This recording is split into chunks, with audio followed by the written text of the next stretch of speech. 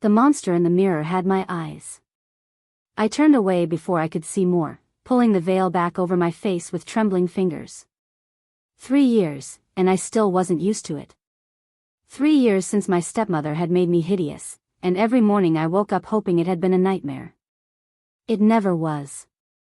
Elena. My father's voice echoed down the hallway, sharp with irritation. Stay in your room today. We have guests. I didn't bother answering. He wouldn't have listened anyway. Lord Richard Ashford had stopped looking at me the day the curse took hold, transforming his beautiful daughter into something he couldn't bear to acknowledge. Now he had Morgana and her perfect daughter Celestine to dote on, and I was just the shameful secret locked away in the East Wing. I pressed my ear against the door, listening to the manor come alive below. Servants rushed through corridors, their whispers carrying up the stairs. The Alpha King himself is coming. Choosing a bride from the noble families. Pray he doesn't ask about her. My chest tightened. The Alpha King. Darius. Even I had heard the stories. Ruthless. Powerful. A wolf who walked like a man and ruled his kingdom with an iron fist. They said he'd killed his own uncle to claim the throne, that his wolf form was massive enough to tear through stone, that he'd never lost a battle. And now he was coming here, to my home, looking for a wife. I moved to the window, watching carriages arrive. Noble families from across the region, their daughters dressed in silks and jewels, each one hoping to catch a king's eye. My stepmother stood at the entrance in emerald green, Celestine beside her like a porcelain doll in pink. They were stunning together, all golden hair and practiced smiles. Everything I wasn't anymore. Mother, do you really think he'll choose me? Celestine's voice drifted up from the parlor below my room. I shouldn't have listened, but I had so little entertainment these days. He'll choose you because we'll make sure of it, Morgana said, her tone sharp with ambition. Your father's been too weak to secure our position, but this marriage will change everything. The Alpha King needs allies, and we'll give him one, along with the most beautiful bride in the kingdom. What about Elena? The silence that followed made my stomach drop. What about her? Morgana's laugh was cold. That creature stays hidden where she belongs. If Darius even learns she exists, we'll say she died years ago. No one will question it. No one ever asks about her. She was right. In 3 years, not a single person had demanded to see me. Not the neighbors, not distant relatives, not even my own father. I'd become a ghost in my own home, and ghosts were easy to forget. I spent the rest of the day as I spent all my days, alone in my room, reading books I'd read a dozen times, pacing the floor, waiting for night. The garden was my only freedom, the one place I could breathe without walls pressing in. My father had forbidden me from leaving my wing, but he'd never explicitly mentioned the garden. It was a loophole I exploited shamelessly. As darkness fell and the manor quieted, I wrapped myself in a dark cloak and slipped down the servants' stairs. The celebration inside was in full swing, music and laughter spilling from the ballroom where Celestine was no doubt charming every eligible man in attendance. The night air hit my face like a blessing. I pulled off my veil, letting the breeze cool my ruined skin. Out here, in the dark, I could almost pretend I was normal again. The roses were blooming, filling the air with their perfume, and for a moment I felt something close to peace. Beautiful night. I spun around, my heart slamming against my ribs. A man stood in the shadows beneath the oak tree, tall and broad-shouldered, his face half hidden in darkness. But I could see his eyes, amber, almost glowing in the moonlight. Wolf's eyes. Who are you? I demanded, reaching for my veil with shaking hands. He stepped forward into the light, and my breath caught. He was handsome in a brutal way, strong jaw, sharp cheekbones, dark hair that fell across his forehead. But it was the power radiating from him that made me step back. This was a man who commanded rooms without speaking, who made others bow without asking. I think you know, he said quietly. The question is, who are you? The Alpha King. Here. In my garden. No one, I whispered, backing toward the house. I'm no one. The servants mention a daughter who never appears. A cursed girl locked away in shame. His voice was dark velvet, wrapping around me. I wanted to see if the rumors were true. They're not. I don't live here. I was just. Don't lie to me. He moved faster than I expected, closing the distance between us. I can hear your heartbeat. Smell your fear. You're Elena Ashford, and you're hiding something. My back hit the garden wall. Trapped. Please. Just let me go. Not until you show me. No. Show me your face, or I'll assume you're hiding something far worse than ugliness. His hand caught my wrist, firm but not painful. I've seen battlefields soaked in blood and creatures born of nightmares. Whatever is under that veil doesn't frighten me. He was wrong. Everything frightened everyone when they saw me now. But he was the Alpha King, and I had no choice. With trembling fingers, I pulled the veil down. His expression didn't change. Most people gasped or looked away or made some sound of disgust. Darius just studied my face with those wolf eyes, his gaze tracking across every twisted feature, every distortion that made me monstrous. I waited for the revulsion. The pity. The quick retreat. Instead, his eyes narrowed, and his grip on my wrist tightened. Not painful, but sudden. Urgent. Impossible, he breathed. I tried to pull away. If you're done staring. You bear the Mark of Corvus. The words hit me like ice water. What? Here. His free hand rose, hovering near my left temple where the worst of the disfigurement twisted my skin. This isn't just a curse. This is blood magic. Dark magic. The Mark of Corvus, I've seen it before. I don't know what you're talking about. Who cursed you? His voice turned sharp, commanding. Who did this to you? My throat closed up. I'd never told anyone. Never dared. My stepmother. Lady Morgana. He said it like a confirmation, not a question. 3 years ago. How do you? Because 3 years ago, I was hunting a dark coven in this region. They called themselves the Corvus Circle. Blood magic. Forbidden rituals. I killed most of them, but their leader escaped. His thumb brushed across my wrist, almost absent, as if he was thinking. I tracked them to this area and then lost the trail. Your stepmother was one of them. The world tilted. Morgana. A dark witch. A coven. That's impossible. She's ambitious and cruel, but she's not. She marked you with their signature curse. The Mark of Corvus.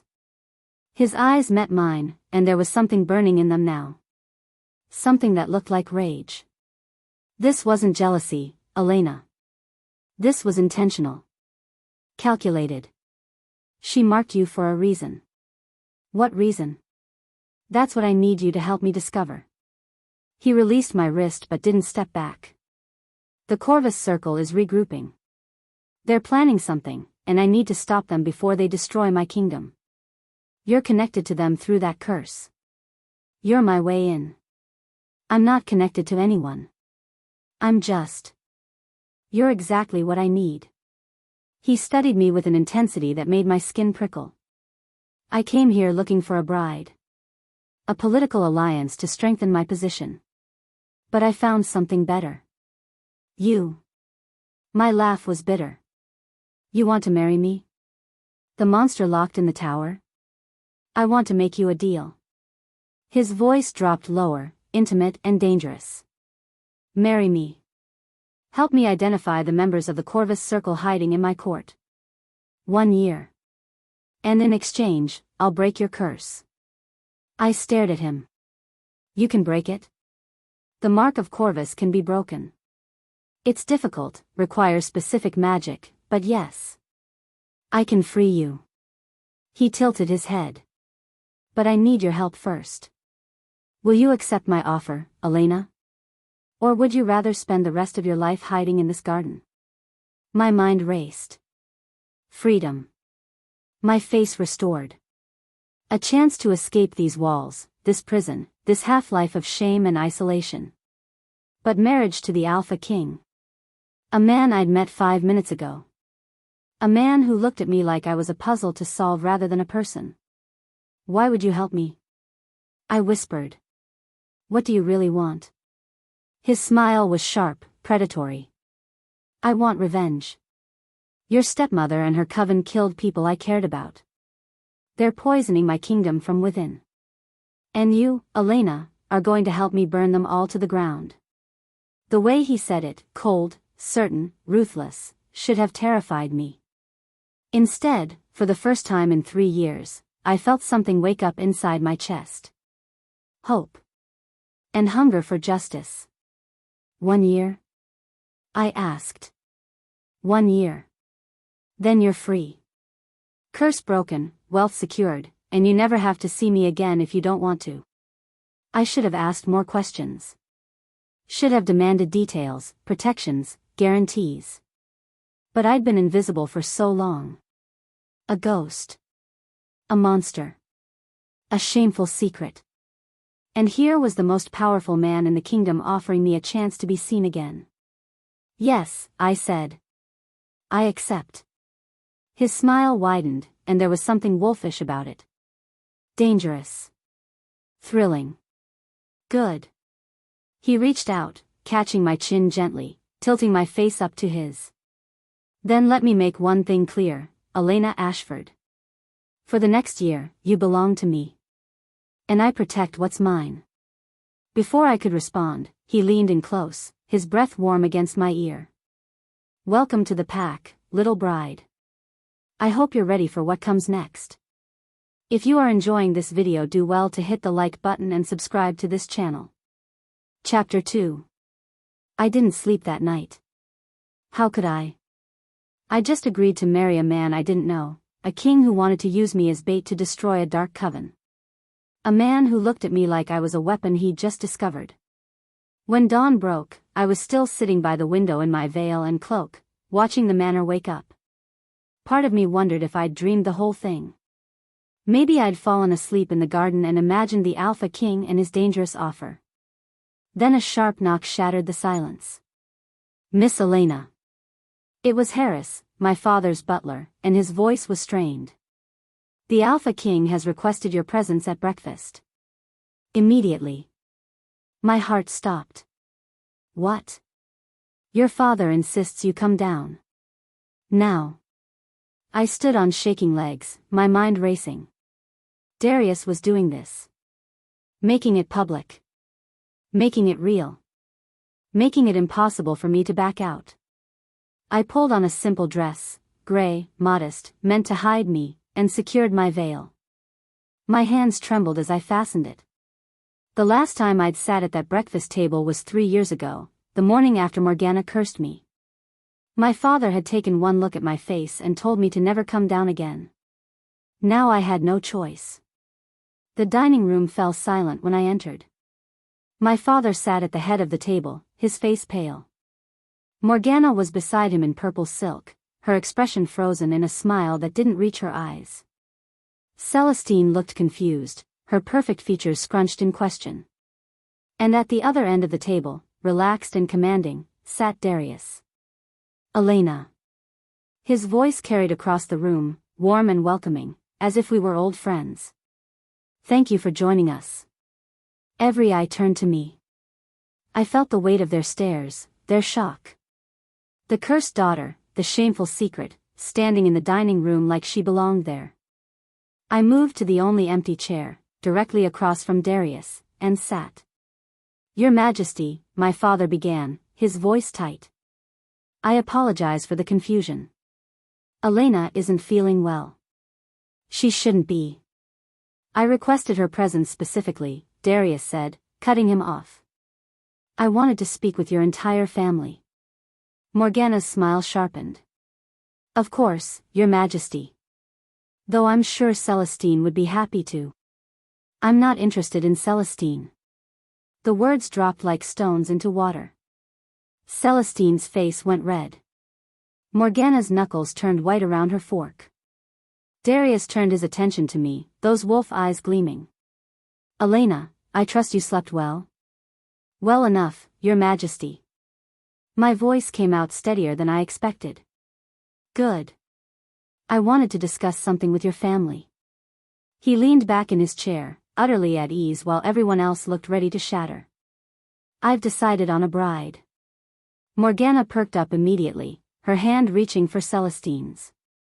Your Majesty, we're honored. Elena. Darius said my name like a declaration. I'm choosing Elena as my bride. The silence that followed was absolute. My father's face went from pale to gray. Celestine gasped. And Morgana looked like she'd been struck. That's impossible, Morgana said, her voice cracking. Elena she's unwell. She can't possibly. She can, and she will. Darius's tone turned cold. Unless you're suggesting I don't know my own mind, Lady Morgana? No, of course not, but, Morgana's eyes darted to me, and I saw something there. Fear. Raw, genuine fear. She's cursed. Surely you see that she's not fit to be a queen. I see exactly what she is. Darius stood, moving around the table until he was behind my chair. His hand landed on my shoulder, possessive and warm through the fabric. Elena bears the Mark of Corvus. An ancient curse, placed by blood magic. Dark magic. My father's fork clattered to his plate. Morgana went completely still. How do you know about the mark? I asked quietly. Because I've been hunting the people who use it. Darius's fingers tightened slightly on my shoulder. The Corvus Circle. A coven of dark witches and warlocks who've been terrorizing my kingdom for years. They mark their victims with this curse, usually to bind them, control them, or worse. He moved in front of me, crouching down so we were eye level. In front of everyone, he reached up and gently lifted my veil. Celestine looked away. My father closed his eyes. But Morgana stared, her face a mask of stone. This mark, Darius said, his finger hovering near my ruined temple, can only be placed by someone with significant power and a blood connection to the victim. That's why I need Elena. My kingdom is under a magical threat, and she's the key to identifying it. You want to use her, Morgana said flatly. I want to help her. Darius stood, letting my veil fall back into place. And in exchange for her assistance, I'll break the curse. You can't break it, Morgana said quickly. Too quickly. The Mark of Corvus is permanent. It's not. Difficult, yes. Requires specific magic and conditions. But possible. Darius returned to his seat, his gaze never leaving Morgana. Unless you know something I don't, Lady Morgana? You seem remarkably informed about dark magic for a noblewoman. The trap was laid so smoothly I almost missed it. But Morgana saw it. I watched her face shift, calculation replacing fear. I only know what I've heard, she said carefully. Rumors. Stories. Of course. Darius smiled, and it was all teeth. Then you won't mind me taking Elena as my bride. The wedding will be in 3 days. Just enough time to prepare. 3 days? My father finally found his voice. Your Majesty, that's highly unusual. I'm the Alpha King. I do as I please. Darius's tone left no room for argument. Elena, do you accept my proposal? Every eye turned to me again. Celestine looked furious. My father looked relieved, he was finally rid of his shameful daughter. Morgana looked like she was planning murder. And Darius looked like a predator who'd just caught his prey. I should have been terrified. Should have said no. Should have demanded answers, time, anything. But I'd spent 3 years as a prisoner in my own home. 3 years of shame and isolation and whispers. 3 years of being nothing. Yes, I said. I accept. Morgana's teacup shattered in her hand. The rest of breakfast was a blur. My father stammered his congratulations, clearly eager to be done with me. Celestine excused herself, her eyes bright with angry tears. And Morgana sat frozen, blood from the broken cup dripping onto the white tablecloth. When Darius finally stood to leave, he paused beside my chair. "Pack your things, Elena. We leave tomorrow morning." "Tomorrow? But you said 3 days. The wedding will be in 3 days. But you're coming with me today." His hand found mine, pulling me to my feet. "Unless you prefer to stay here?" I looked around the dining room. At my father who wouldn't meet my eyes. At the walls that had been my prison. "No," I whispered. "I'll be ready." Darius squeezed my hand once, then left. The moment he was gone, my father stood abruptly. "Pack quickly, Elena. Don't embarrass us further." Then he was gone too, leaving me alone with Morgana. She stood slowly, her bleeding hand clenched at her side. "Elena. A word. Now." It wasn't a request. I followed her up the stairs to my room, my heart hammering. When we were inside, she shut the door and whirled on me. "You stupid, stupid girl." Her voice was low, venomous. "Do you have any idea what you've done? I've accepted a proposal from the Alpha King. You've signed your own death warrant." Morgana grabbed my arms, her nails digging in. "That curse isn't just disfigurement, Elena. It's a life bond. Bound to my bloodline. To my life force." I tried to pull away. "What are you talking about? If the curse breaks, I die." Her eyes were wild now, desperate. "And if I die, if the bond is severed violently, you die with me. That's how the Mark of Corvus works. It's a fail-safe." My blood ran cold. "You're lying." "I'm not. The curse was designed to keep you silent, hidden, ashamed. But also to protect me. If you ever tried to expose me, if anyone ever tried to break the curse without the proper ritual, we both die." She shook me hard. "So you listen to me, you little fool. You will not help the Alpha King. You will not let him break this curse. Because if you do, you're killing us both." "Then undo it," I said, my voice shaking. "Remove the curse yourself." "I can't. Once placed, the mark can only be broken by someone with more power than me, and the ritual requires." She stopped, her face twisting. "It doesn't matter. What matters is that you understand. That king doesn't care about you. He wants revenge on the Corvus Circle, and he's willing to sacrifice you to get it." "Maybe I'm willing to be sacrificed," I shot back. 3 years, Morgana. 3 years you've kept me locked up like an animal. Maybe death is better than this." Her hand cracked across my face, the slap echoing in the small room. "You want to die? Fine. But you'll take me with you, and I promise you, Elena, I'll make sure your last moments are agony." She released me and swept toward the door, then paused. "He's using you. When he's done, he'll discard you like trash. That's what powerful men do." Then she was gone, leaving me alone with the truth of what I'd agreed to. A life bond. If the curse broke wrong, I died. If Morgana died, I died. I was trapped either way. I packed in a daze, throwing clothes and books into a trunk. Servants came to collect it, their eyes averted, their whispers following me down the hall. By sunset, I was standing in the foyer with a single bag, waiting. Darius arrived with a carriage and 6 guards, all of them massive men with the same predatory grace. Wolves, I realized. His pack. "Ready?" he asked. I nodded, not trusting my voice. He helped me into the carriage, and then we were moving, the manor disappearing behind us. For a long time, neither of us spoke. The silence was heavy, full of questions I didn't know how to ask. Finally, I couldn't take it anymore. "Why did you really choose me?" I asked, staring out the window. The truth this time. The silence stretched so long I thought he wouldn't answer. Then he shifted, and when I looked over, his expression was dark. Haunted. 3 years ago, I was hunting the Corvus Circle, he said quietly. I'd tracked them to your region, to this network of noble families funding their dark magic. I was watching your manor, waiting to confirm your stepmother's involvement.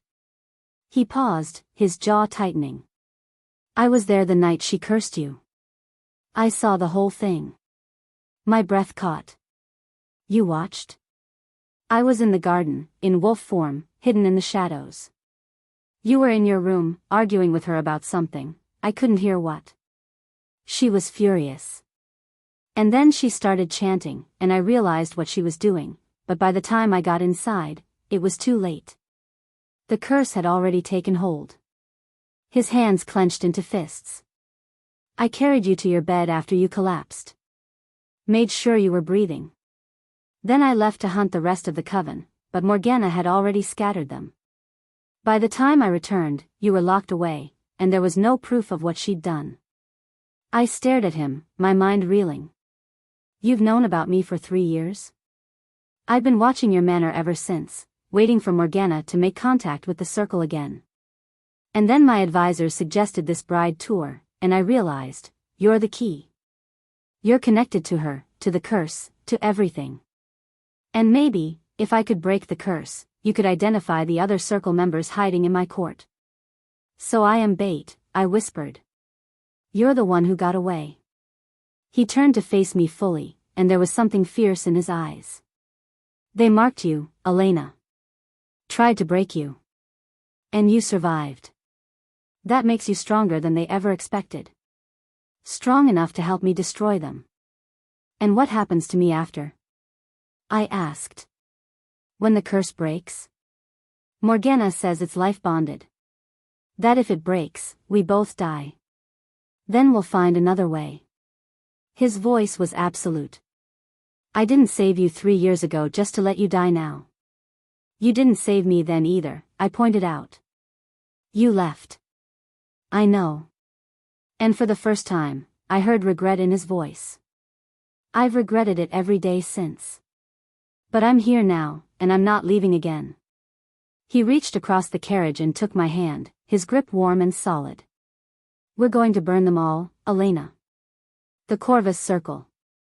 Your stepmother. Everyone who hurt you. And when it's done, you'll be free. I promise you that. I wanted to believe him. Wanted to trust that fierce certainty in his voice. But Morgana's words echoed in my head. He's using you.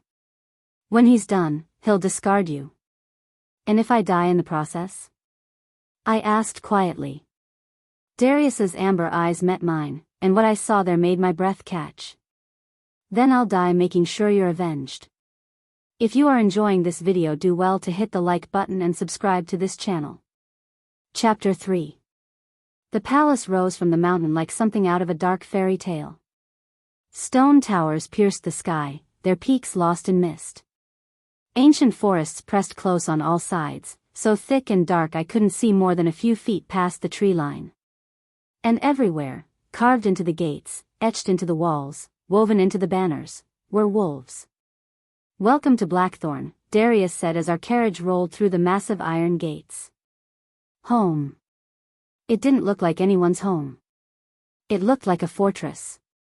A beautiful, terrifying fortress built to withstand sieges and keep secrets. The courtyard bustled with activity as we arrived. Servants rushed forward to collect luggage. Guards stood at attention, their eyes tracking our carriage with predatory focus. And waiting on the palace steps were 2 figures who made my stomach clench. The first was a man, tall and broad-shouldered like Darius, with dark hair and sharp features. He wore black leather and moved with the same dangerous grace I'd come to associate with wolves. The second was a woman who made Celestine look plain by comparison. Raven black hair, porcelain skin, violet eyes that could cut glass. She wore deep purple silk that clung to every curve, and when she smiled at Darius, it was pure possession. Trouble, I murmured. Darius's mouth quirked. That's one word for them. He helped me from the carriage, his hand firm on mine as he led me up the steps. The man bowed slightly, a gesture of respect between equals, while the woman's smile never wavered.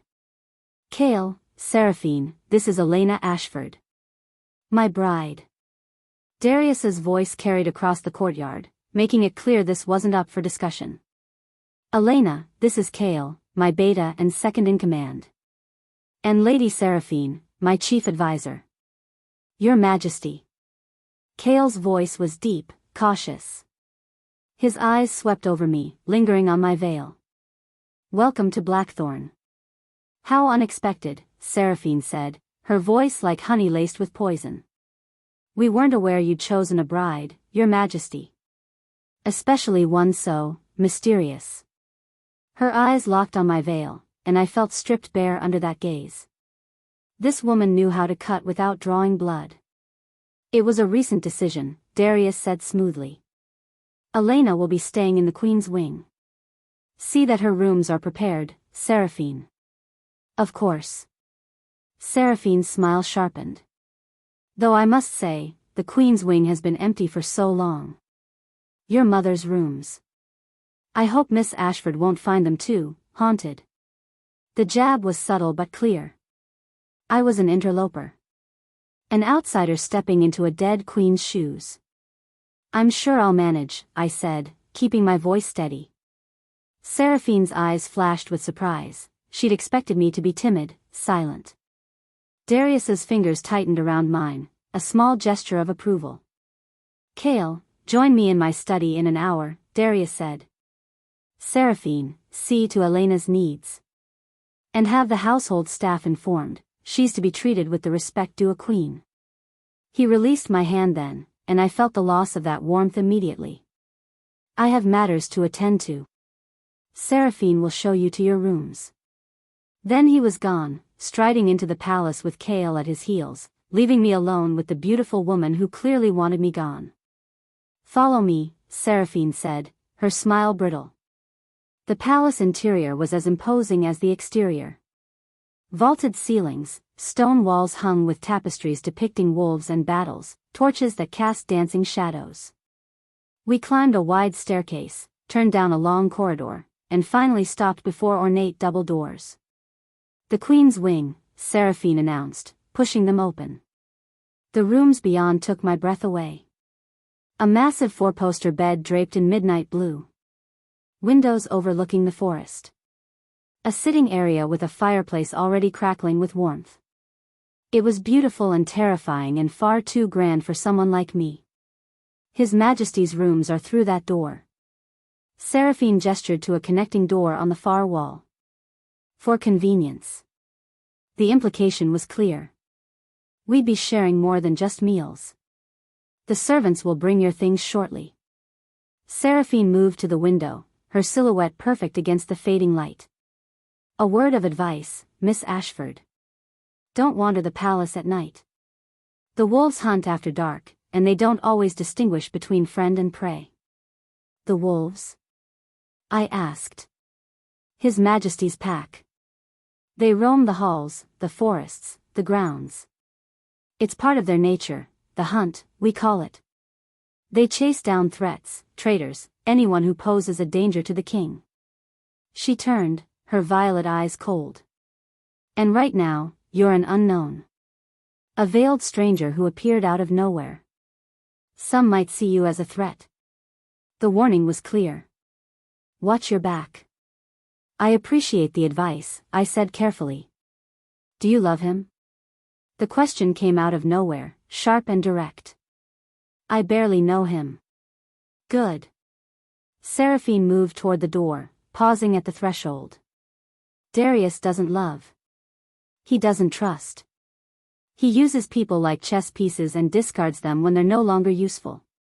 Whatever he's promised you, whatever you think this arrangement is, don't fool yourself into believing it's more. Then she was gone, leaving me alone in rooms that felt too big, too empty, too much like a beautiful cage. A maid brought my trunk an hour later, along with a message. Darius would see me in his study at sunset to discuss the marriage contract. I spent the time unpacking and trying not to think about Seraphine's words. Don't fool yourself. He uses people. Discards them. I already knew that. Darius had been clear from the start, this was a transaction. 1 year, then freedom. So why did it sting to hear someone else say it? When the sun touched the horizon, I made my way to Darius's study. A servant directed me down another maze of corridors until I reached a heavy oak door. I knocked. Come in. The study was smaller than I expected, more intimate. Bookcases lined the walls, a fire burned low in the hearth, and Darius sat behind a massive desk covered in papers and maps. He'd removed his formal jacket, and his white shirt was open at the collar, sleeves rolled up. He looked less like a king and more like a man who carried the weight of a kingdom on his shoulders. Elena. He gestured to a chair across from him. Sit. We need to discuss terms. I sat, my hands folded in my lap. Terms? The marriage contract. He pulled a document from his desk and slid it across to me. Everything in writing. I don't believe in misunderstandings. I scanned the pages, my heart sinking with each line. 1 year of marriage, renewable only by mutual consent. The bride will attend all public functions as queen and consort. The bride will assist in identifying dark magic users within the court. The bride will share the king's chambers to maintain the appearance of a legitimate marriage. In exchange, the king will break the bride's curse and provide wealth and property sufficient for independent living. It was all there. Cold. Clinical. A business arrangement with no room for feelings. Share your chambers, I said quietly. You mean? We'll share a bed, yes. His voice was matter-of-fact. The court will expect it. We don't have to consummate the marriage if you don't wish it, but appearances must be maintained. My face burned under my veil. I see. Do you? He leaned back in his chair, studying me. Do you understand what you're agreeing to, Elena? This isn't a fairy tale. I'm not rescuing you. We're using each other. I get access to the Corvus Circle through you, and you get your freedom. That's all this is. I know that. My voice came out sharper than I intended. You've made it very clear. Have I? He stood, moving around the desk until he was in front of me. Then tell me, what do you think will happen in a year? Do you think I'll suddenly fall in love with you? That this arrangement will turn into something more? The question felt like a slap.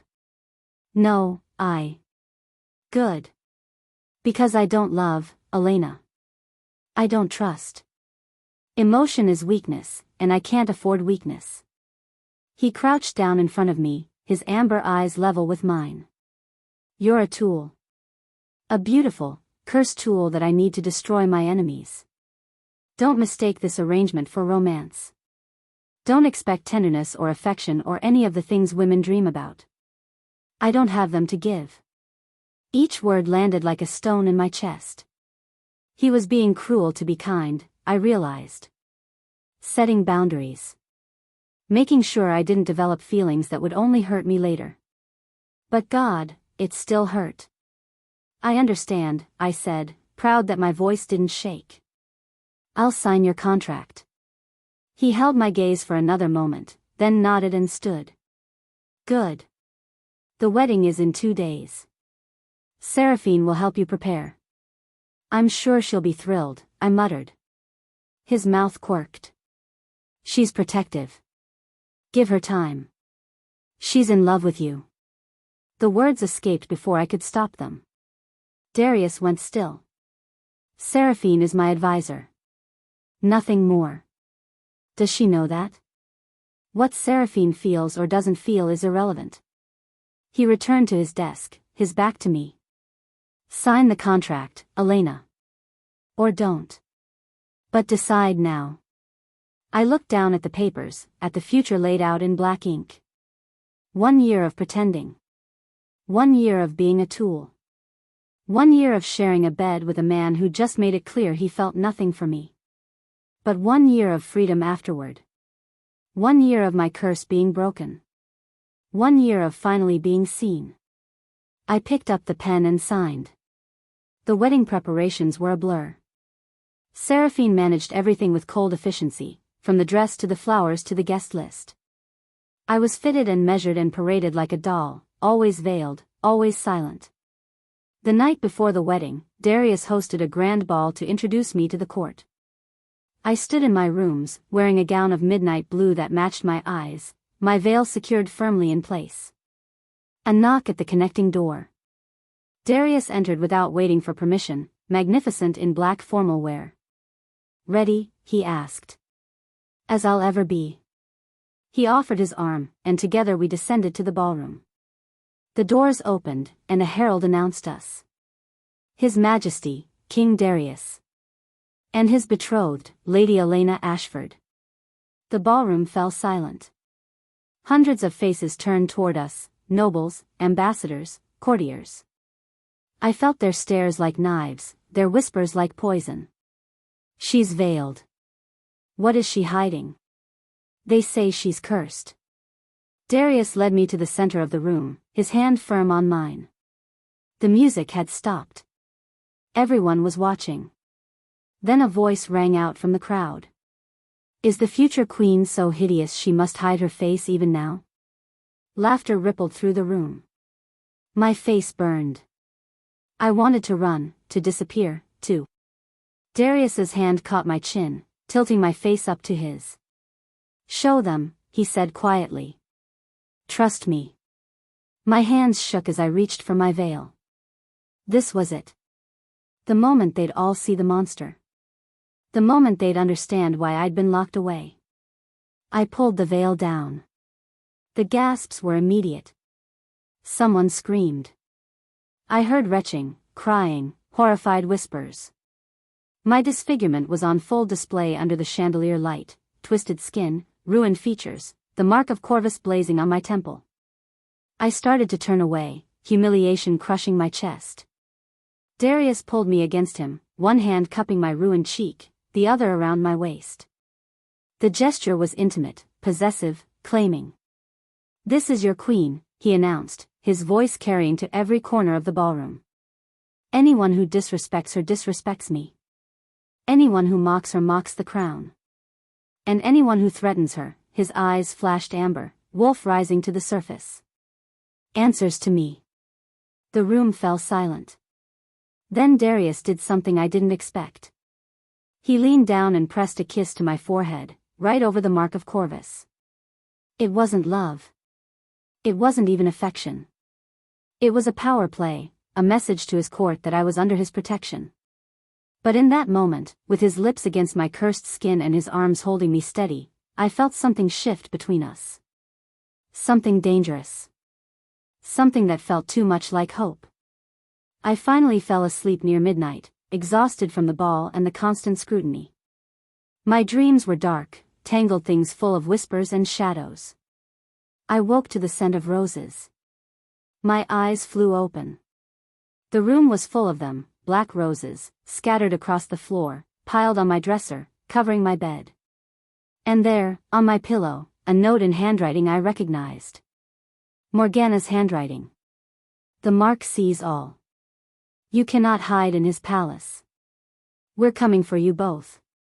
My scream brought guards crashing through the door, followed seconds later by Darius. He took in the scene, the roses, the note, my terror, and his expression went cold. "Get Kale," he ordered the guards. "And Seraphine. Now." He moved to my bed, picking up the note. His jaw clenched as he read it. "They're here," I whispered. "The Corvus Circle. They're in your palace." Darius crushed the note in his fist. "Then we'll root them out. Every last one." He turned to me, and for the first time since I'd met him, I saw something raw in his eyes. Fear. Not for himself. For me. "You're not leaving my sight until this is over," he said. "Do you understand? Whatever happens, whatever they try, you stay with me." I nodded, unable to speak past the terror choking me. Because the Corvus Circle had found me. And if Morgana's threat was real, if the curse was life-bonded, we were both already dead. If you are enjoying this video, do well to hit the like button and subscribe to this channel. Chapter 4. Kale and Seraphine arrived within minutes, both dressed hastily, both taking in the scene with sharp, calculating eyes. "Sweep the palace," Darius ordered. "Every room, every corridor. Find out how they got in." "Your Majesty, with all due respect," Seraphine said, her gaze sliding to me, "how do we know she didn't arrange this herself?" "A convenient threat to gain your sympathy." "Enough." Darius's voice cracked like a whip. "Elena is under my protection. Question her loyalty again, and you'll answer to me." Seraphine's face went pale, but her eyes remained cold. She bowed stiffly and left with Kale, leaving Darius and me alone among the scattered black roses. "Pack a bag," Darius said. "You're moving to my chambers tonight." "I can't just." "You can, and you will." He turned to face me, and the intensity in his eyes made my breath catch. "The Corvus Circle knows you're here. They've infiltrated my palace, which means nowhere is safe except the rooms I can personally guard. My chambers have protections, wards, magic, guards outside the door. You'll sleep there until we've eliminated the threat." "In your bed," I said quietly. "On the couch if you prefer. But you're not staying here." He moved closer, his voice dropping. "Elena, these people don't make idle threats. If they say they're coming for you, they mean it. I won't give them the chance." The protective edge in his voice did something dangerous to my heart. This was supposed to be a business arrangement. He'd said it himself, I was a tool. Nothing more. But the way he was looking at me now didn't feel like nothing. "Tell me about the Corvus Circle," I said, needing to focus on something other than the warmth spreading through my chest. "Everything." He nodded, some of the tension leaving his shoulders. "Come. We'll talk in my study where it's secure." Darius's study felt safer somehow, with its locked doors and flickering firelight. He poured 2 glasses of whiskey and handed me one before settling into the chair across from me. "The Corvus Circle has been operating for over a decade," he began. "They're a cult of blood magic users, witches, warlocks, and corrupt nobles who believe dark magic gives them the right to rule. They've been systematically assassinating my allies, destabilizing trade routes, and spreading fear throughout the kingdom." "Why target you?" "Because I've been hunting them since I took the throne. My father ignored them, dismissed them as superstition. By the time he realized the threat was real, they'd already killed him." His jaw clenched. "They made it look like a hunting accident, but I knew. I've spent 6 years tracking them down, eliminating their strongholds, cutting off their resources. But they're like shadows, every time I think I've destroyed them, they reappear." "And the Mark of Corvus?" "Their signature. They use it to bind victims, mark territory, send messages. It's powerful magic that requires a blood connection to cast." He leaned forward, his eyes intense. "That's why I need you, Elena. You're marked. You're connected to them through that curse. If we can tap into that connection, you can sense other marked individuals. Help me identify the circle members hiding in my court." "How?" I asked. "I don't have magic. I'm just. You have the mark. That's enough." He stood, moving behind my chair. "May I?" I nodded, not sure what he was asking. His hands settled on my shoulders, warm and solid, and suddenly I felt it, a current of energy flowing from him into me, making the mark on my temple pulse with heat. "Magic recognizes magic," Darius said, his voice close to my ear. "Your curse is dark magic. When you're near another source of dark magic, the mark will react. I can amplify that reaction, teach you to sense it." The mark burned hotter, and I gasped. "It hurts." "Focus through the pain. What do you feel?" I closed my eyes, concentrating on the sensation. It wasn't just pain, it was awareness. Like a thread pulling taut, connecting me to something distant but present. "There," I whispered. "Something, someone. Good." His hands tightened on my shoulders. Hold on to that feeling. Learn to recognize it. That's how we'll find them. The energy faded, and I sagged back against the chair, exhausted. Darius's hands lingered for a moment longer than necessary before he pulled away. We'll practice every day, he said, his voice rougher than before. Build your sensitivity until you can identify them in a crowd. And then what? I asked, turning to look at him. What happens when we find them? His expression went cold. Then I'll do what I should have done years ago. End them. The training sessions became our daily ritual. Every morning, Darius would come to his chambers, our chambers now, and we'd practice. His hands on my shoulders, his power flowing through me, teaching me to sense the dark magic lurking in his court. The sessions were intense. Intimate. His touch became familiar, necessary, and I started craving it in ways that had nothing to do with magic. I learned other things too. In those quiet moments when his guard was down, I saw glimpses of the man beneath the ruthless king. The scars on his back from battles he'd fought alone. The loneliness in his eyes when he thought I wasn't looking. The fury that burned when he spoke of those who'd betrayed him. He wasn't just a king. He was a man who'd been hurt, who'd lost people he loved, who carried the weight of a kingdom on his shoulders and refused to let anyone help him bear it. Why do you do this alone? I asked one morning after a particularly draining session. You have Kale, your pack, advisors. Why not let them help? Because trusting people gets you killed, he said flatly. My father trusted the wrong people, and it cost him his life. I won't make the same mistake. So you trust no one? I trust myself. And my wolf.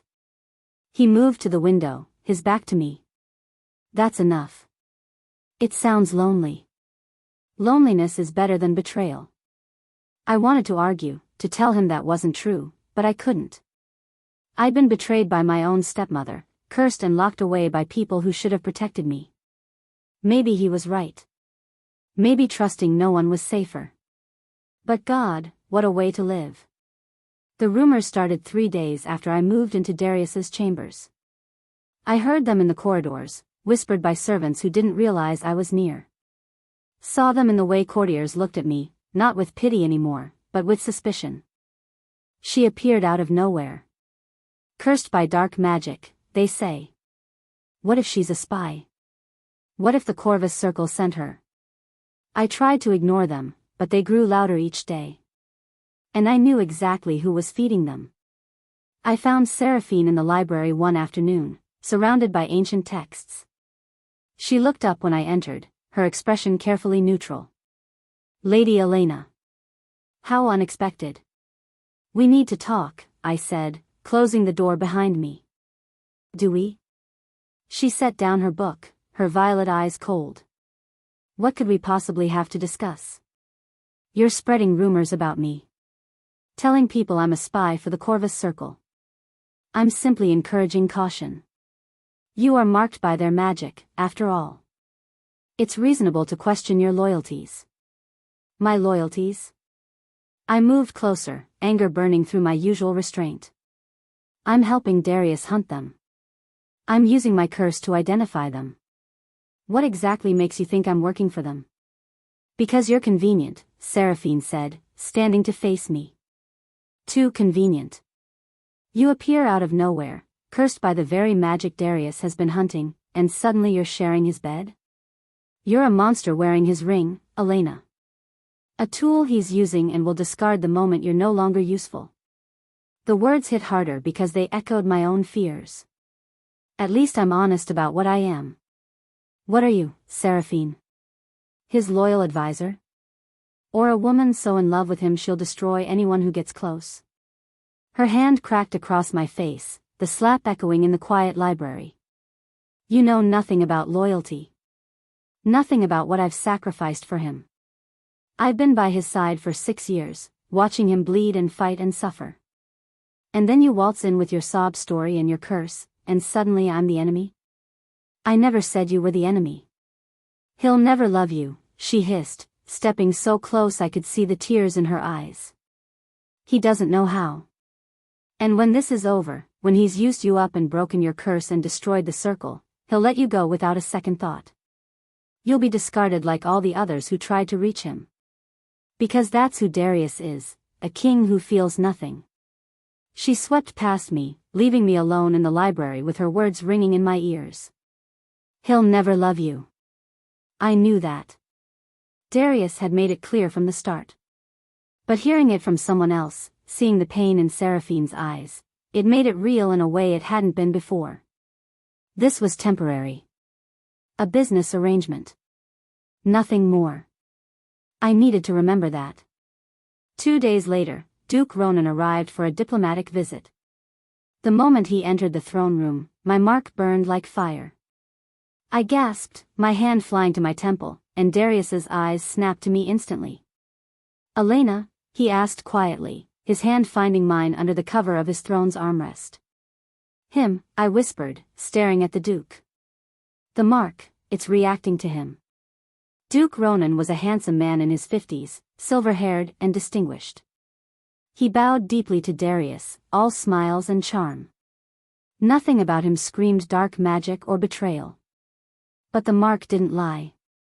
Thank you for your visit, Duke Ronan, Darius said, his voice smooth. Please, join us for dinner tonight. We have much to discuss. Ronan accepted graciously, never once looking at me. That night, after dinner, Darius had him arrested. The interrogation took place in the dungeons, and despite Darius ordering me to stay in our chambers, I followed. I needed to see this. Needed to know if I was right. The scene in the dungeon was brutal. Ronan, stripped of his finery, chained to a chair. Kale standing guard. And Darius, cold and merciless, extracting the truth with methods that made my stomach turn.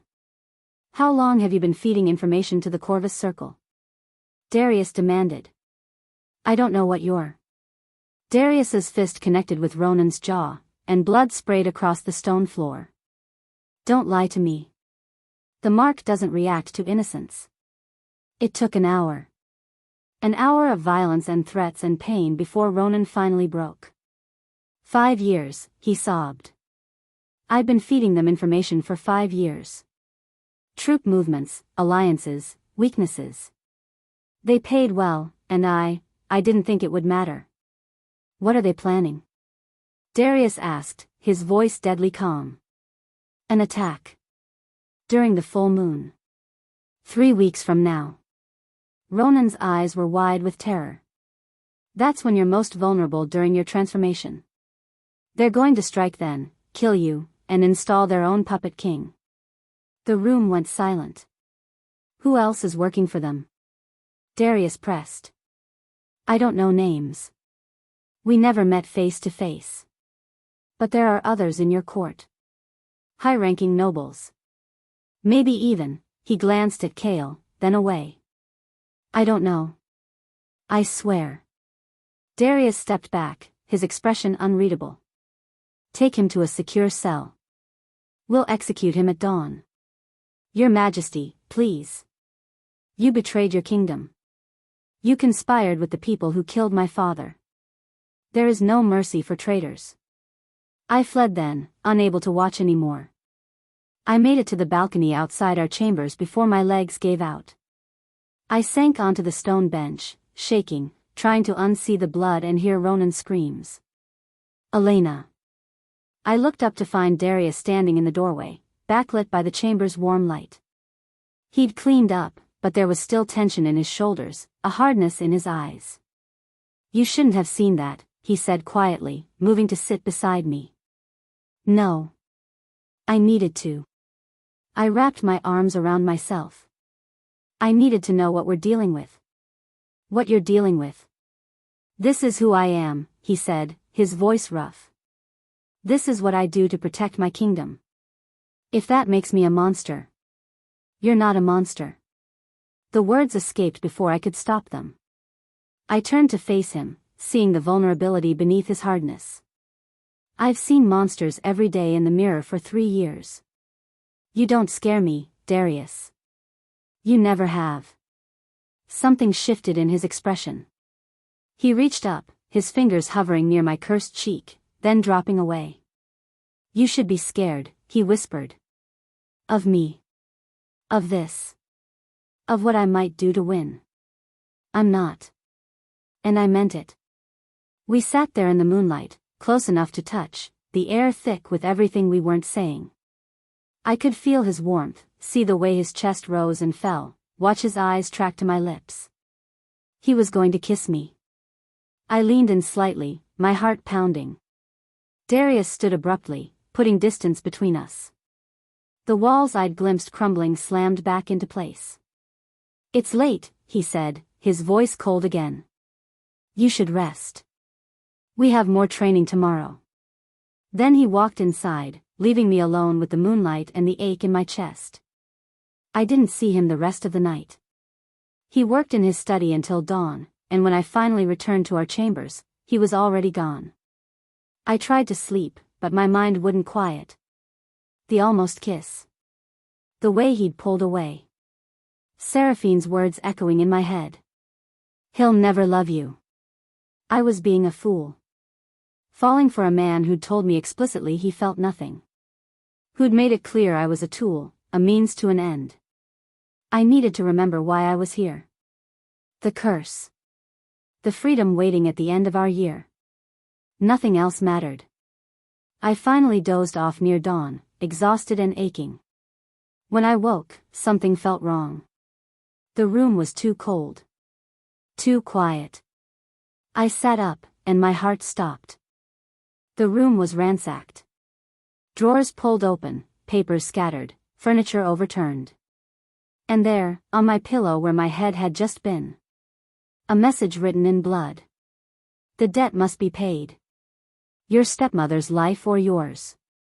Choose. The contract Darius and I had signed was gone.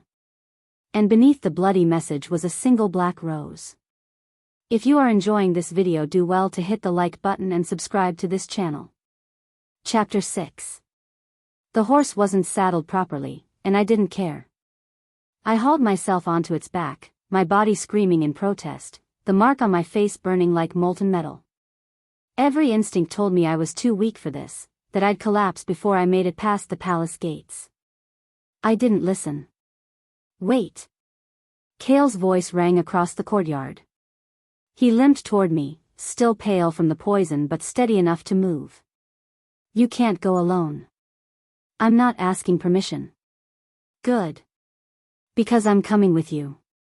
He grabbed the reins of another horse, mounting with a grunt of pain. My king saved my life. I'm not letting him throw his away. We rode hard, pushing the horses to their limits. The forest blurred past, my lungs burned, and the mark pulsed with every heartbeat. But I didn't slow down. Couldn't. There's something you need to know, Kale said, bringing his horse alongside mine. About the curse bond. If Morgana dies, I die. I know. It's more complicated than that. He glanced at me, his expression grim. I've been researching since you told Darius about the life bond. Curse bonds can be transferred, but only through a willing sacrifice. The original caster has to choose to transfer it, and someone has to choose to accept it. My heart lurched. You mean? Someone can take the curse from you. Bear the mark instead. But they have to do it willingly, and Morgana has to agree. His jaw clenched. Darius knows this. That's why he went. He's going to make her transfer it to him. No. The word came out strangled. No, that's not, he can't. He's the Alpha King. He can do whatever he wants.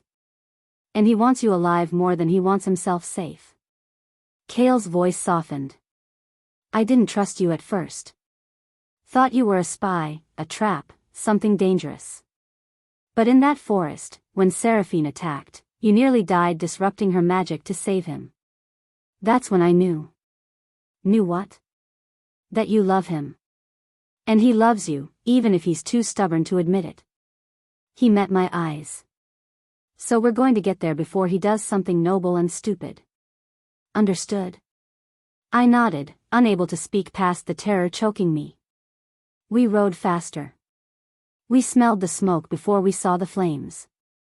My childhood home was burning. Orange flames licked up the manor's walls, black smoke billowing into the sky. The gardens I'd once loved were ash. The windows I'd watched the world through were shattered. And in the courtyard, 3 figures stood in a deadly tableau. Darius, in human form, blood streaking his face and chest. His guards lay scattered around him, alive but unconscious, victims of dark magic. Morgana, her hands glowing with power, her face twisted in fury. And Celestine, held against Morgana's chest with a knife at her throat. Elena. Darius's eyes found mine instantly, relief and horror warring in his expression. Get out of here. Now. I'm not leaving you. How touching, Morgana said, her voice dripping venom. The cursed bride comes to save her king. But you're too late, Elena. Your dear husband came here demanding I transfer the curse to him. As if I'd ever let either of you go free. She pressed the knife harder against Celestine's throat, drawing blood. My stepsister whimpered, tears streaming down her perfect face. Here's what's going to happen, Morgana continued. You're going to watch me kill my useless daughter. Then I'm going to kill you, Elena, which will complete a ritual that will give me enough power to destroy the Alpha King. And then, with both of you dead and Seraphine controlling the capital, the Corvus Circle will finally rule. You're insane, Darius said, his voice cold as winter. I'm ambitious. There's a difference. Morgana smiled. You should have stayed away, Your Majesty. Should have let your cursed bride die quietly. But you fell in love with her, didn't you? How pathetic. Love makes you weak. My husband was weak, and look where it got him, married to me, controlled by me, destroyed by me. Mother, please, Celestine's voice was barely a whisper. Shut up. You've always been weak too. Beautiful and stupid and utterly useless. Morgana's eyes were wild now, unhinged. I gave you everything, beauty, position, opportunities, and you squandered it all. At least Elena had the decency to hide her failure. Something changed in Celestine's face. The fear drained away, replaced by something cold and determined. You're right, she said quietly. I am weak. Just like father. Just like Elena. Her elbow slammed back into Morgana's ribs. In the same motion, she grabbed the knife hand and twisted, breaking her mother's grip. The blade clattered to the ground. But at least we're not monsters, Celestine spat. She grabbed a piece of broken glass from the ground and drove it into Morgana's chest. Everything stopped. Morgana staggered back, staring down at the glass protruding from her heart, dark blood spreading across her dress. You dare. You cursed my stepsister out of jealousy, Celestine said, her voice shaking but firm. But you've been cursing me my whole life with your ambition. Using me, controlling me, making me into a doll for your plans. I won't be your puppet anymore. She shoved Morgana away, and my stepmother fell to her knees. I've been working against you for months, Celestine continued, backing toward Darius. Feeding information to the king's spies. Undermining your plans. I never wanted any of this. I just wanted to be free. Morgana laughed, blood bubbling from her lips. You stupid child. You've killed us all. And then I felt it. The mark exploded with pain so intense I couldn't breathe. My body seized, every muscle locking up, and I collapsed off my horse. Distantly, I heard Darius shouting my name, felt hands catching me before I hit the ground. Elena. Elena, stay with me. But I was dying. I could feel it. The life bond activating, pulling me toward darkness as Morgana's heart failed. My vision blurred, my lungs wouldn't work, and... How do I save her? Darius was screaming at Morgana now, cradling me against his chest. Tell me how to save her. Morgana's laugh was wet, painful. You can't. The bond is absolute. When I die, she dies. That's the price of the Mark of Corvus. There has to be a way. Only a life for a life, Morgana gasped, her eyes beginning to glaze. Someone must bear the mark, or you both die. The curse must have a vessel. Then transfer it to me. Darius's voice was absolute, commanding. Now. Before you die. Transfer the curse to me. You take her curse? Morgana's eyes focused on him with surprise. You'd bear the Mark of Corvus for her? Yes. It will make you vulnerable.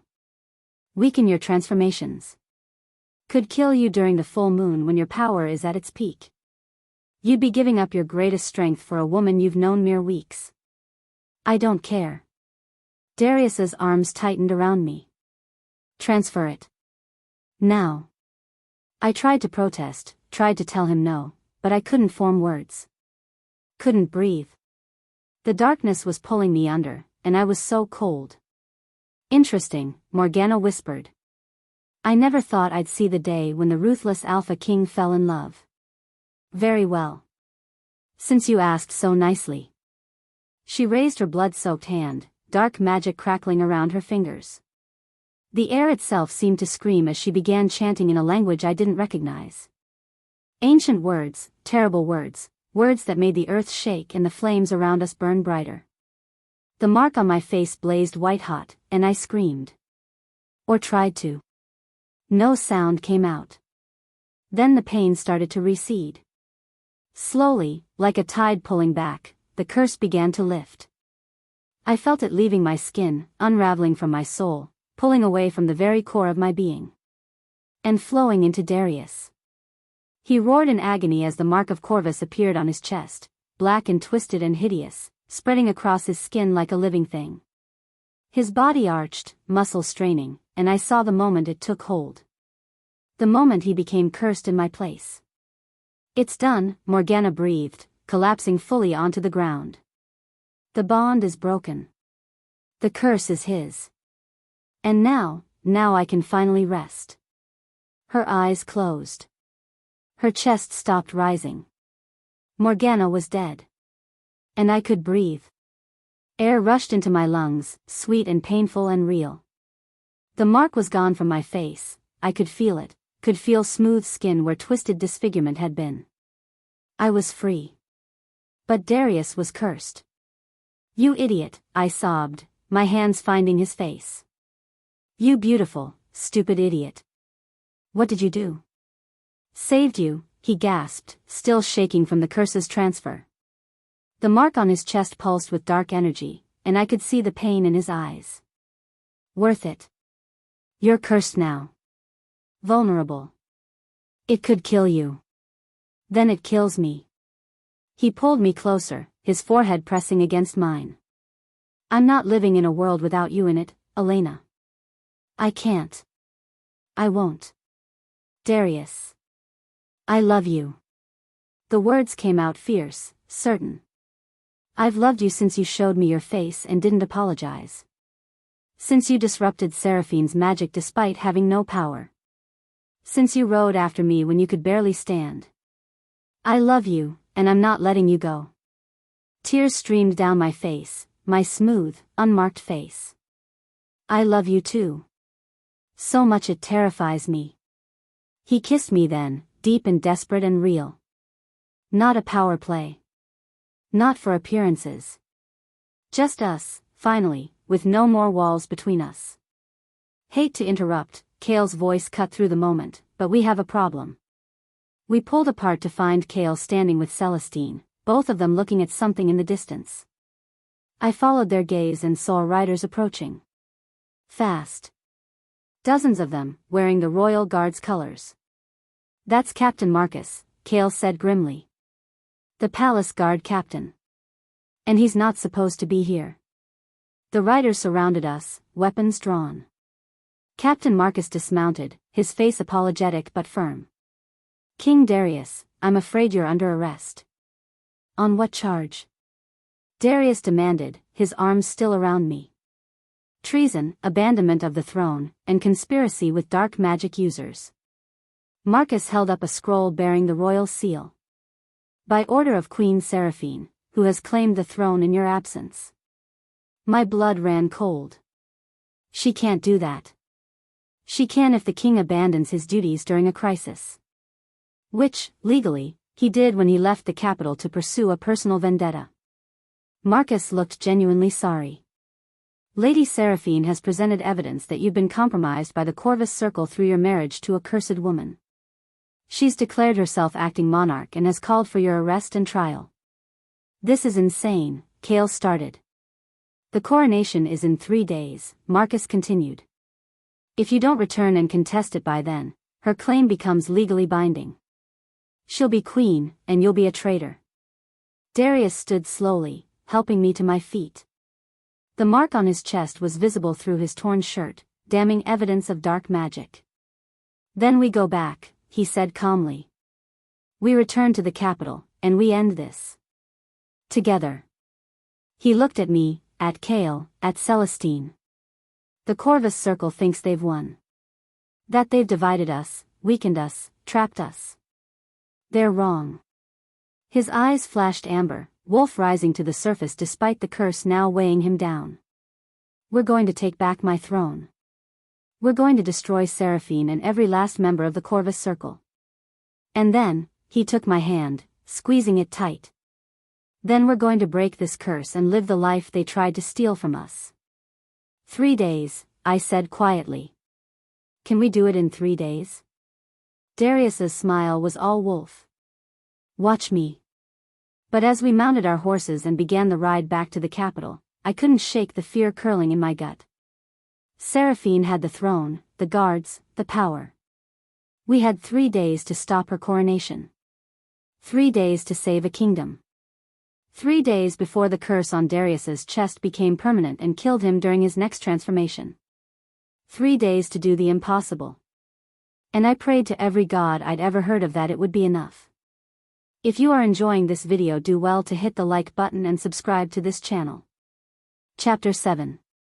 We rode through the night, stopping only to rest the horses and plan our next move. By dawn, we'd reached a safe house on the outskirts of the capital, a modest estate owned by Lord Brennan, one of Darius's oldest allies. Your Majesty, Brennan said, bowing low as we entered. He was an older man, silver-haired and sharp-eyed, who'd served Darius's father. When I heard what Seraphine had done, I knew you'd come. My house is yours. Thank you, old friend. Darius clasped his shoulder, but I saw the way he swayed slightly, the way his hand pressed against his chest where the mark pulsed beneath his shirt. The curse was already weakening him. We gathered in Brennan's study, Darius, Cale, Celestine, and me. A map of the capital spread across the desk, the cathedral marked in red where Seraphine's coronation would take place in 2 days. 2 days. That's all we had. She'll have guards everywhere, Cale said, studying the map. The cathedral, the palace, every major intersection. And she's convinced the nobility that you've been compromised by dark magic. He glanced at me apologetically. No offense. None taken. I moved closer to the map, my mind racing. For 3 years, I'd been locked away, powerless. But before the curse, I'd been trained in courtly politics. My mother had taught me how to read people, how to navigate intrigue, how to use words as weapons. It was time to remember who I'd been. Who I could be again. We can't just storm the cathedral, I said. Seraphine expects that. She wants Darius to attack her publicly so she can paint him as the aggressor. We need to be smarter. What do you suggest? Darius asked, his amber eyes fixed on me. We expose her. Publicly. In front of the entire nobility. I traced a path on the map. There's an ancient law, isn't there? Trial by combat. Anyone can challenge a monarch's legitimacy if they can prove corruption or dark magic. The law of just challenge, Brennan said, nodding slowly. It hasn't been invoked in over a century, but yes, it's still legally binding. If you can prove Seraphine is using dark magic, you can force a trial. And how do we prove it? Cale asked. She's not going to confess. No, but the Corvus Circle will be there. At the coronation. I looked at Celestine. You said your mother had other members in the nobility. High-ranking ones. They'll attend to witness Seraphine's victory. Celestine nodded. Mother kept a list. Names, locations, everything. I took it from her chambers before we left. There are at least a dozen circle members who'll be at that cathedral. Then we identify them during the ceremony, I said. Force them to reveal themselves. Once the nobility sees the Corvus Circle supporting Seraphine, they'll understand she's compromised. It could work, Darius said slowly. But it's risky. If even one thing goes wrong. Everything we do from here is risky. I met his eyes. But I'm not letting her steal your throne. Our throne. Something fierce flashed in his expression. Pride. Love. Our throne, he repeated. I like the sound of that. The next day and a half passed in a blur of planning and preparation. Brennan sent riders to loyal nobles, calling them to the capital under the guise of attending the coronation. But they came armed and ready to fight. Others went to the common districts, to the people Darius had protected and served. By evening, we had nearly 200 fighters camped outside the city, waiting for our signal. Elena also sent word to those who'd been cursed by Morgana over the years, victims like her, marked and discarded. They came from all over the kingdom, a small army of the wronged, hungry for justice. Your people love you, I told Darius as we watched them gather from Brennan's window. They'll fight for you. They'll fight for us, he corrected, his arms sliding around my waist. You're their queen, Elena. They see what you've overcome. What you've survived. You give them hope. I leaned into him, feeling the heat radiating from the mark on his chest. It was getting worse. I could see the exhaustion in his eyes, the way he moved more slowly, the tremors in his hands when he thought I wasn't looking. How bad is it? I asked quietly.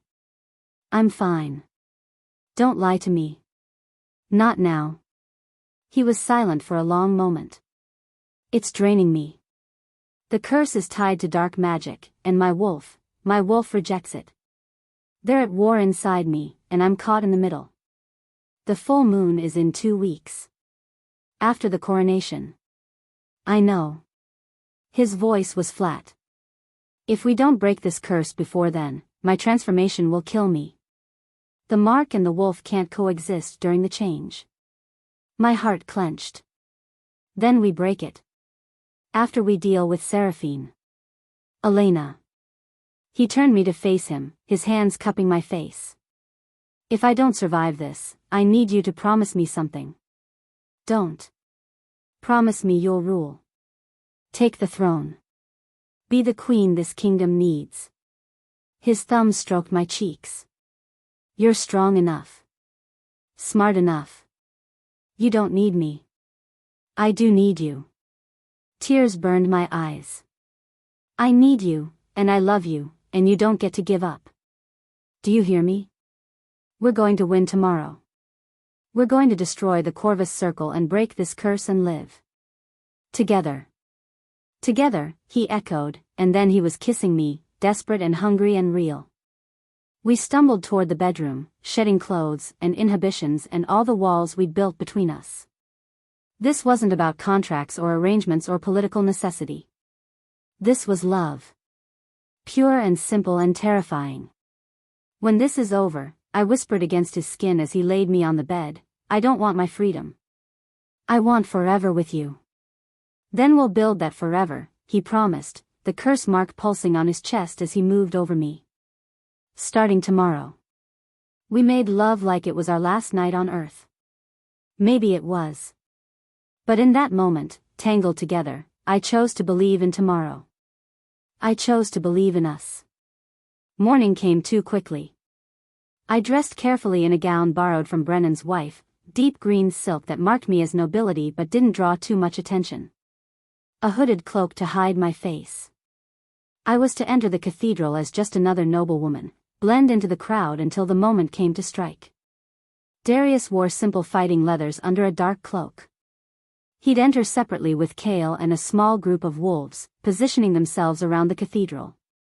When I gave the signal, when Seraphine was most vulnerable, they'd move. Celestine, are you certain about this? I asked my stepsister. She'd volunteered for the most dangerous part of the plan.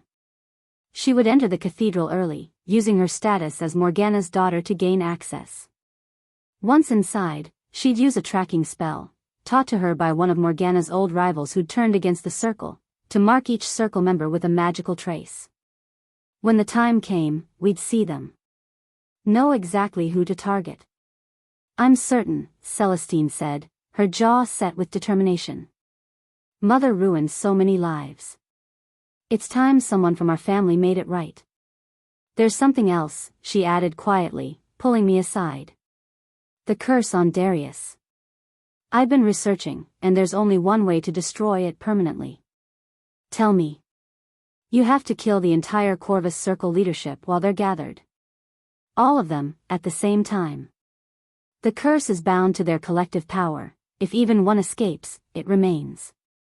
She met my eyes. And they'll all be at the coronation. This is our only chance. How do we kill them all at once? I have a theory. The Mark of Corvus is dark magic, but it's also a connection. If someone with the mark, someone like Darius, channels enough power at the right moment, he can destroy the curse from within. But it requires all the circle members to be present and marked. That's why you're marking them. So Darius can target them. Yes.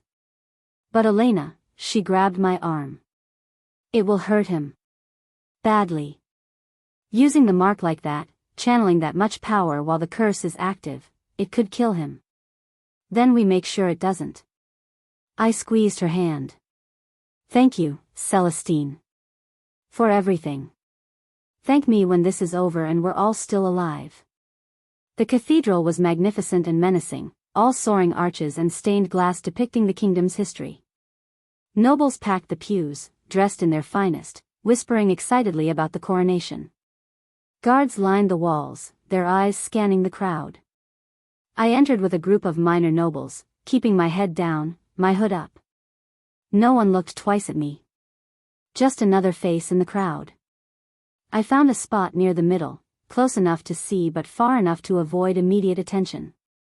From here, I could see the altar where Seraphine would be crowned. The throne, Darius's throne, sat empty, waiting for a usurper. The ceremony began with trumpets and fanfare. Seraphine entered in a gown of pure white, diamonds glittering at her throat and wrists. She looked every inch a queen, beautiful, regal, powerful. And completely evil.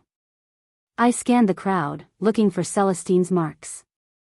There, a faint shimmer around Lord Ashford's neck. Another around Lady Venetia. Duke Cyrus.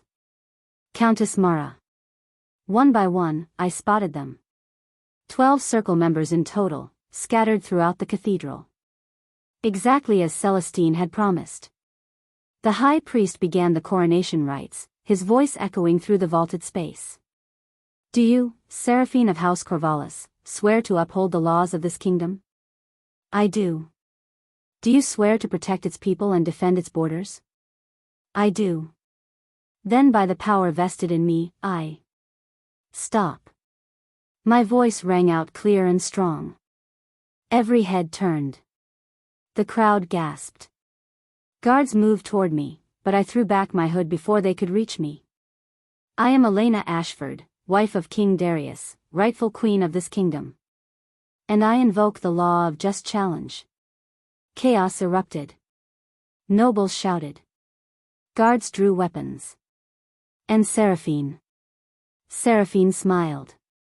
Welcome, Elena, she said, her voice carrying across the cathedral like she'd been expecting me all along. Did you think I didn't know you'd come? Did you think I wasn't prepared? She gestured, and guards surrounded me. Not the royal guard, these were different. Their eyes glowed with dark magic. Circle members, all of them. You see, I wanted you here, Seraphine continued, descending from the altar. Needed you here, in fact. Because tonight, we don't just crown a new queen. We complete a ritual. One that requires a sacrifice. She looked directly at me, her smile widening. Guards, seize the false queen and bring her to me. Tonight, Elena dies. And with her death, my power becomes absolute. The Corvus Circle will rule, and there's nothing your precious Alpha King can do to stop it. The guards closed in, and I realized with horror, we'd walked right into her trap. If you are enjoying this video, do well to hit the like button and subscribe to this channel. Chapter 8. The guards lunged toward me, their eyes glowing with dark magic, but they never reached me. The stained glass window exploded inward in a shower of colored glass and stone. A massive black wolf crashed through, larger than any natural creature, amber eyes blazing with fury. Darius. He was magnificent and terrifying, his wolf form rippling with power despite the curse weakening him. He landed between me and the guards, snarling a warning that shook the cathedral walls. Now! I shouted. The cathedral erupted into chaos. Our supporters threw off their cloaks, nobles Darius had saved, common people he protected, victims of Morgana's curses. They clashed with Seraphine's guards in a brutal melee of steel and desperation. Kale and the wolf pack burst through the side doors, shifting mid-run, their howls echoing off the vaulted ceiling. Noble fought noble. Wolf fought cultist. Magic crackled against steel. And in the center of it all, Seraphine descended from the altar, dark energy swirling around her hands, her violet eyes fixed on me with murderous intent. You just couldn't stay hidden, could you? She said, her voice cutting through the chaos. Couldn't accept your place as the cursed monster locked away. You had to come here and ruin everything. You're the monster, I shot back, circling her. You pretended to love him while planning his murder. I do love him. Seraphine screamed, and for a moment I saw the woman beneath the power-hungry sorceress. I've loved him for 6 years. Watched him bleed and fight and suffer. I would have died for him. But he chose you.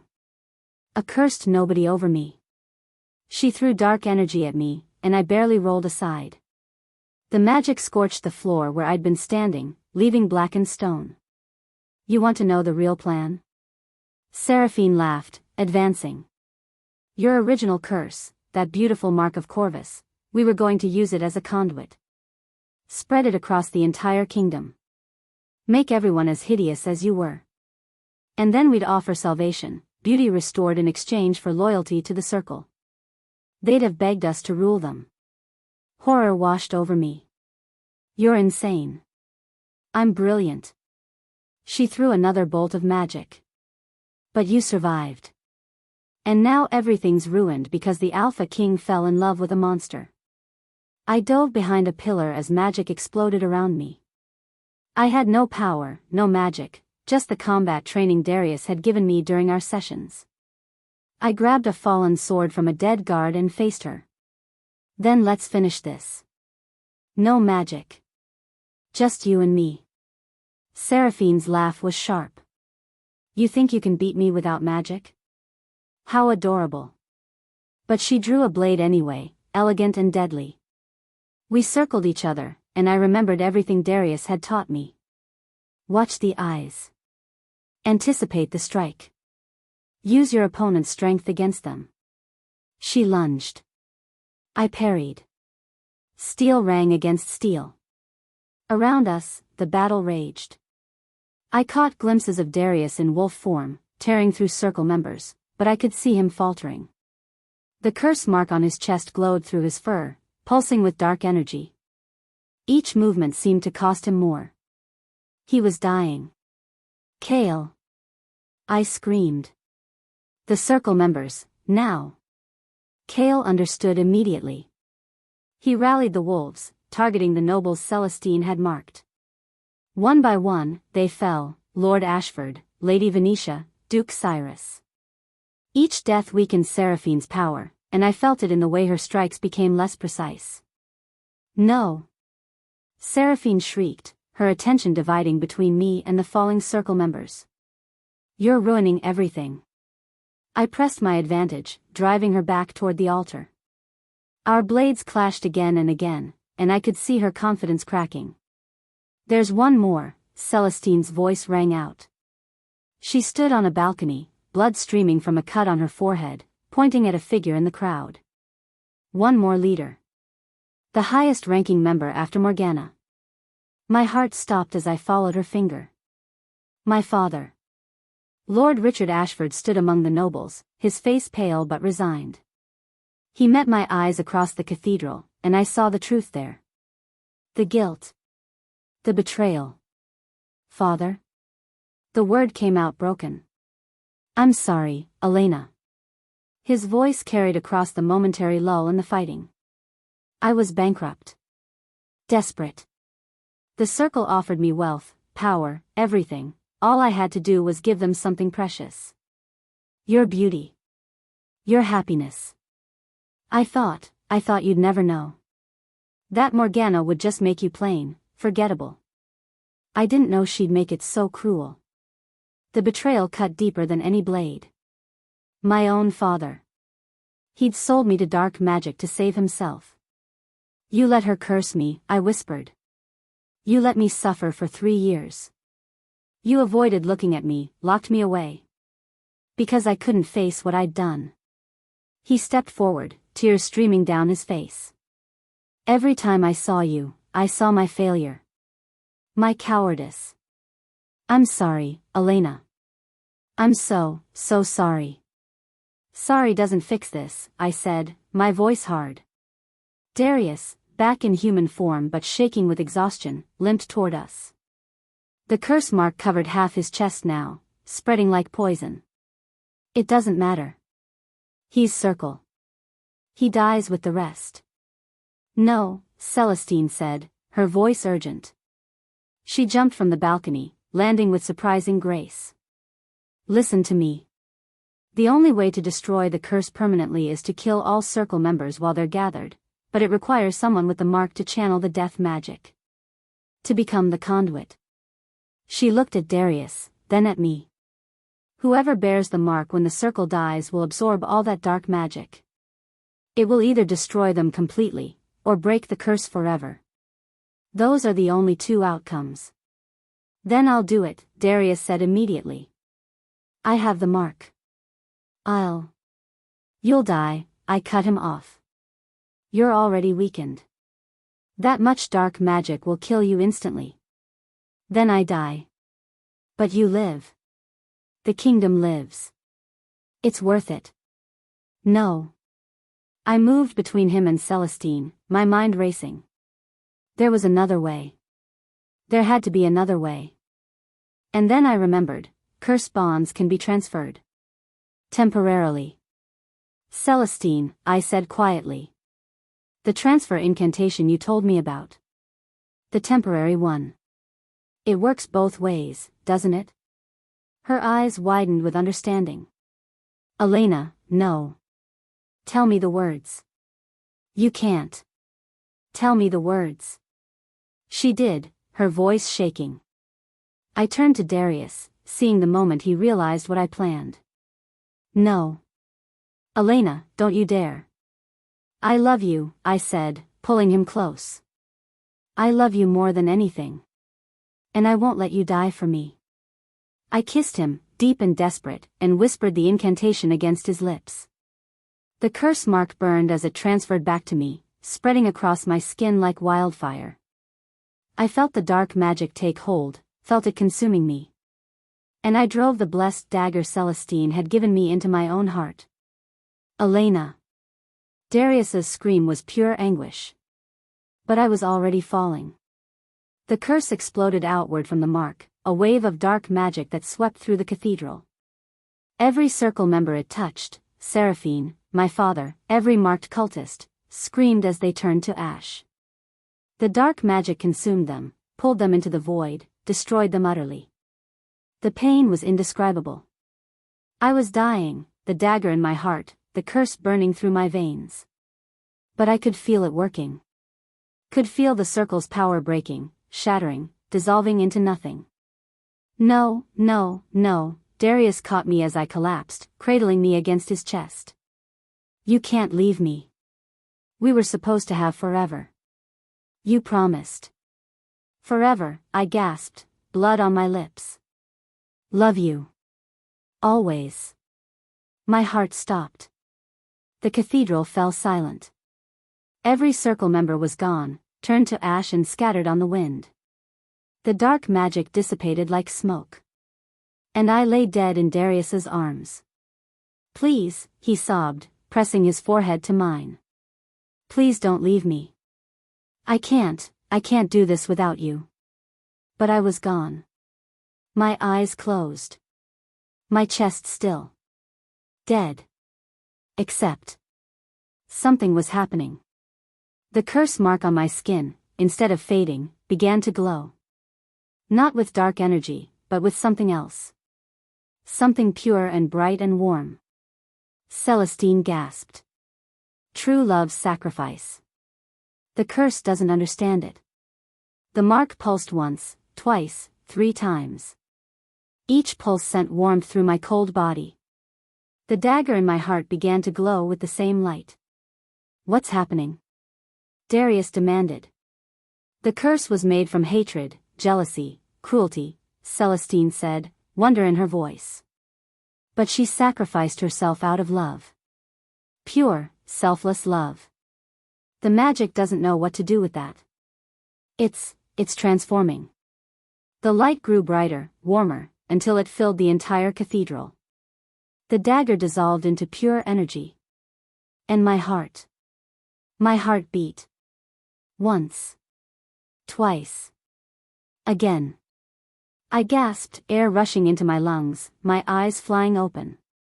The mark on my skin shattered like glass, the pieces dissolving into light. The curse broke, not with destruction, but with healing. With love. Elena? Darius's voice was broken with hope and disbelief. Hi, I whispered, touching his tear-stained face. Miss me? He crushed me against him, kissing me like he could press me back into existence through sheer will. You died. You were dead. I felt you die. I'm here. I wrapped my arms around him, feeling whole for the first time in my life. I'm here, and I'm not going anywhere. Forever, remember? Around us, the survivors began to cheer. Kale hooped. Celestine sobbed with relief. The nobles who'd fought for us raised their weapons in victory. The Corvus Circle was destroyed. The curse was broken. And we were alive. Together. Epilogue. 6 months later, I stood before a mirror without fear. My face looked back at me, not the idealized beauty I'd had before the curse, and not the monster I'd been during it. Something in between. Something uniquely mine. Scars remained, faint lines where the mark had been, but they didn't frighten me anymore. They were proof I'd survived. Do you regret it? Darius's voice came from behind me. He wrapped his arms around my waist, his chin resting on my shoulder. The deal I offered you? I turned in his embrace, placing his hand over my heart. You gave me something better than breaking a curse. You gave me a reason to stop hiding. His chest bore a faint scar where the mark had been, a reminder of what we'd survived together. We walked onto the balcony where thousands of our people celebrated below. The Festival of Second Chances, we'd named it. A holiday to commemorate the fall of the Corvus Circle and the beginning of something new. Celestine ruled her own lands now, finally free from her mother's shadow. Kale served as our most trusted advisor, his loyalty absolute. The kingdom was healing, thriving, becoming what it was always meant to be. I love you, Darius said, pulling me close as fireworks exploded overhead. I know, I smiled. You've been showing me since the moment you asked me to show you my face. We kissed as the sky lit up with color, two people who'd found each other in the shadows now standing together in the light. The cursed daughter and the ruthless king, who'd become so much more than their titles.